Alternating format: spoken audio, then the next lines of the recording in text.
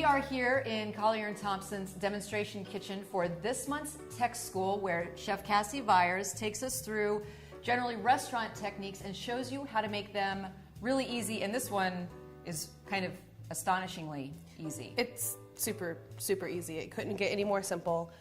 We're using essentially 2 ingredients, 3 if you count salt. The ratios in this recipe are incredibly simple. Okay. It's a gallon of milk and a quart of buttermilk. Okay. So you literally just go and pick up a gallon of milk and a quart of buttermilk. You don't even need a measuring cup. That's how simple this gets. You're blowing my mind. I do what I can. When making ricotta, and it's important here to know also that this is not cheese. We're not making cheese today. We're making a curd. Okay.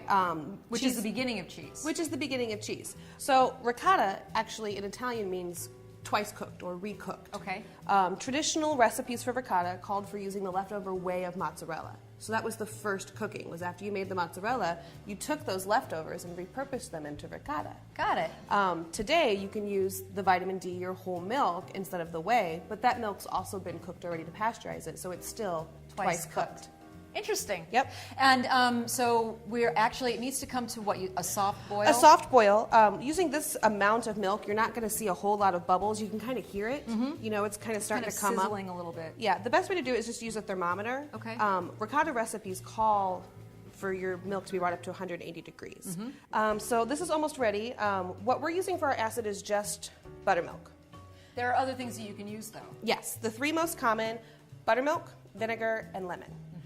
Honestly, it comes down to personal preference. I think buttermilk's got a great sour flavor. It's very mild, and it's very simple to use. You're not gonna ruin it. You're gonna immediately start to see curds form. I can see it. Now we're gonna leave it on heat for just a minute because we want it to get hot again. Now, what heat? Does it matter? We're on high heat right now. Okay. Because we wanted to bring it up to that boil. To get there, you've got to get it to high. So leave it on the high. Leave it on the high Okay. for just a minute. Just kind of let it do its thing. You don't really want to stir it. You don't really want to disturb it. Just kind of let it You have to be patient. cook for a second. It's not going to take long.